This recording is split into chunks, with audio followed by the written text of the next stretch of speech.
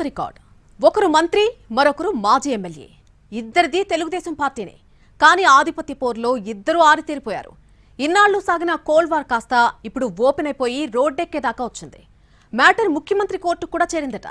ఇంతకీ ఎవరా ఇద్దరు నాయకులు? ఉన్నట్టుండి రోడ్డెక్కాల్సిన అవసరం వారికి ఎందుకు వచ్చింది? ఫిర్యాదులు పెట్టే సంగతేంటి? తెలుగుదేశం పార్టీలో 365 days care of controversy Nandyal. Party అధికారంలో ఉన్నా లేకున్నా, ఎన్నికలు జరిగినా జరగకున్నా, పోలింగ్కు ముందైనా ఆ తర్వాతనైనా ఎప్పుడు ఏదో ఒక రచ్చ అవుతూనే ఉంటుంది ఇక్కడ.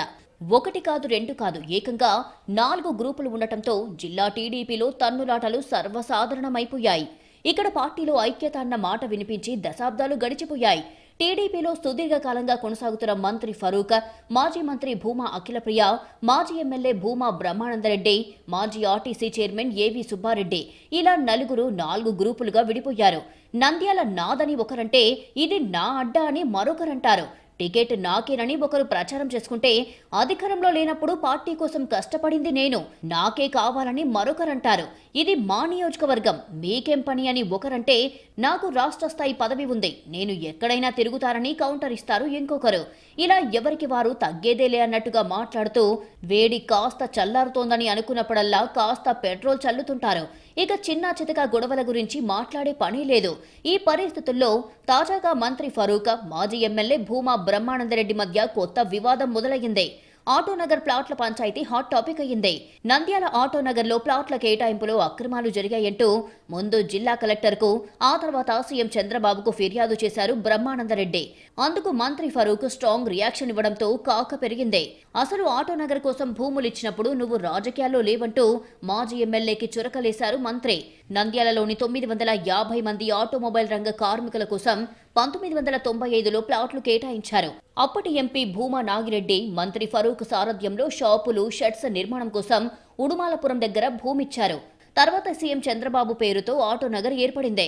అయితే భూ కేటాయింపు సక్రమంగా జరగలేదంటూ వివాదాలు తలెత్తాయి. కొందరు కమిటీ సభ్యులు, రాజకీయ నాయకులు స్థలాలను ఆక్రమించారన్న ఆరోపణలు ఉన్నాయి. 2017 ఉప ఎన్నికల సమయంలో టీడీపీ ప్రభుత్వం స్థలాల రిజిస్ట్రేషన్లు ప్రారంభించి ఎన్నికల తర్వాత నిలిపివేసింది. వైసీపీ ప్రభుత్వ హయాంలో కొందరు కౌన్సిలర్లు, మాజీ కౌన్సిలర్లు, లీడర్లు ఈ స్థలాలను కొని మళ్లీ అగ్రిమెంట్స్ పై అమ్ముకున్నారు. ఇప్పుడిక ఆటోనగర్ కమిటీ, గత కమిటీ ప్రతినిధులు రెండుగా చీలిపోయి ఫరూక్, భూమా వర్గాల్లో కొనసాగుతున్నారట. ఈ పరిస్థితుల్లో నంద్యాల ఆటోనగర్ స్థలాల కేటాయింపులో అక్రమాలు జరిగాయంటూ ఎస్పీ, కలెక్టర్కు ఫిర్యాదు చేశారు మాజీ ఎమ్మెల్యే భూమా.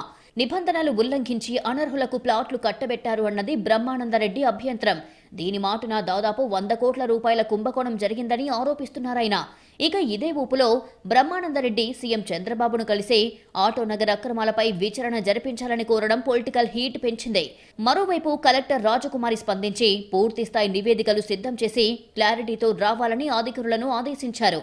అయితే లోకల్గా వ్యవహారాలు ఎలా ఉన్నా భూమా వెళ్లి నేరుగా సీఎంకు ఫిర్యాదు చేయడం మంత్రి ఫరూక్కు ఆగ్రహం తెప్పించిందట. ఆటోనగర్ విషయంలో ఇతరులు జోక్యం చేసుకుంటే సహించే ప్రసక్తే లేదని హెచ్చరిస్తున్నారాయన. ఓవైపు 100 కోట్ల కుంభకోణమని బ్రహ్మానందరెడ్డి ఆరోపిస్తుంటే, మరోవైపు ఆటోనగర్ అభివృద్ధికి 10 కోట్ల వ్యయంతో ప్రతిపాదనలు సిద్ధం చేశామని చెబుతున్నారు మంత్రి. ఈ పరిస్థితుల్లో అభివృద్ధి మాటలు నెగ్గుతాయా లేక అవినీతి ఆరోపణలదే పైచేయి అవుతుందా అంటూ ఆసక్తిగా గమనిస్తున్నారు నంద్యాల జనం.